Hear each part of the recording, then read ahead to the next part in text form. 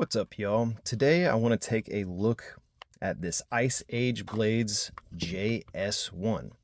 This is a relatively small 7.1 inch fixed blade. It's got a 3.1 inch blade with a 2.9 inch amount of actual cutting area on the blade there. And it is Magnacut steel. These are made here in the US in New York, and I got a chance to meet them at Blade Show, and they are some really great people, and they make some really great knives. So we can see this one has the hand stamp on it, which means that this is hand ground. They do have other knives that have a gear on them, which means they are CNC ground. I think it's neat that they make that differentiation, and so you know what you're buying and that they do them both ways.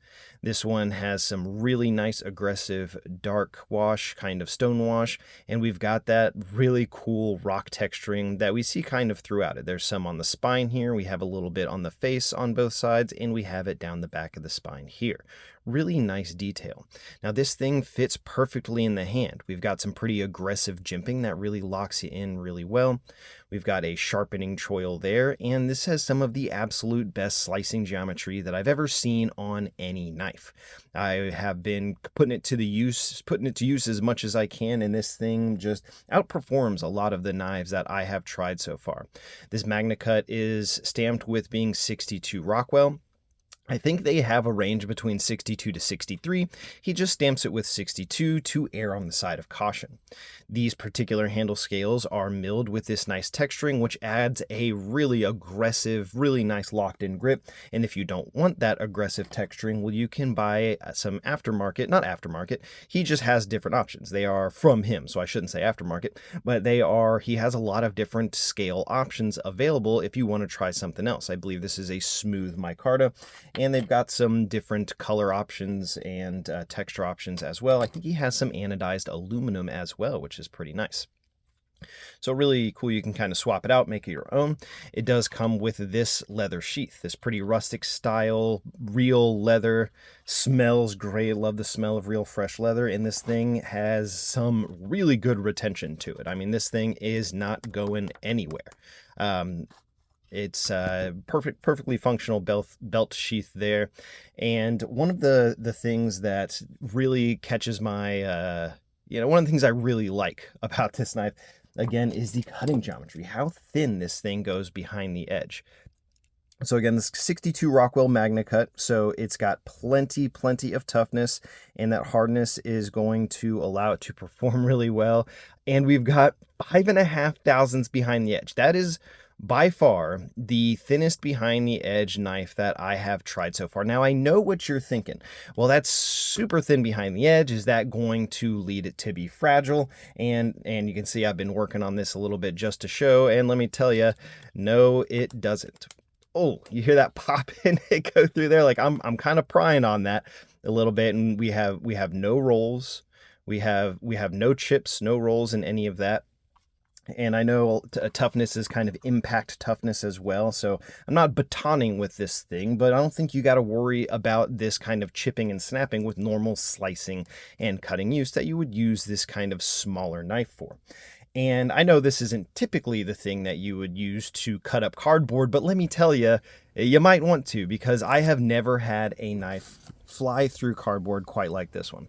I mean, it goes through a single piece like it's absolutely nothing, like it's not even there. Two pieces layered together, just as easy. You can barely tell a difference. I went ahead and threw three together, and just the force of it, the cardboard holding itself together, kind of slows it down, but that thinness of the edge, it just doesn't care. It still just absolutely flies through it. Cutting rope, this thing can handle rope just as easily. It can go through it really well. If you want to use it for some leather work, it can absolutely do that as well. We can get some really nice easy cuts through leather here. Here's a bunch of layers of leather all rolled up, and as we can see, it is just taking it like it's nothing. This is a good example of what some really excellent cutting geometry can do for you.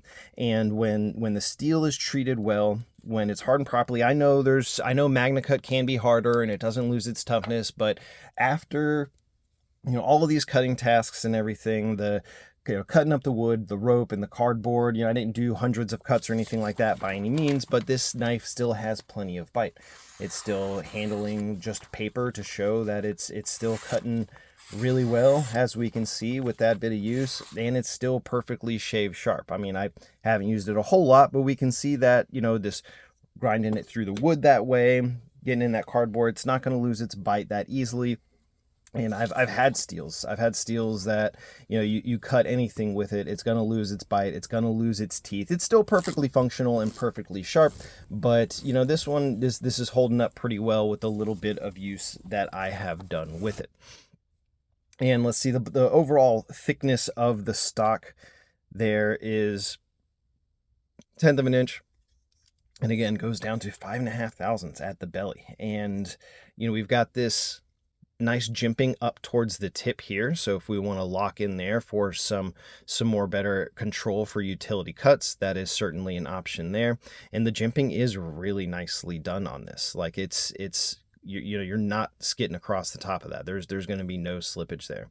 I do like the maker's mark on this one, and I don't mind maker's marks on kind of smaller shops like this. Like, with you get into bigger companies, I don't want a lot of billboarding across the top of the blade, but I mean, these are relatively smaller shops, smaller guys. So yeah, show off your stuff. It's a cool logo. I like it. Rome, New York, representing the US. I like the handprint to show that this was hand ground, and I like displaying the hardness on the blade there. That is a neat little addition. These screws make it real easy to change out the scales with the different options. I like that they have the different options available. Again, the details in this thing are just phenomenal. This is such an excellent for a small US made, to be able to support a US company.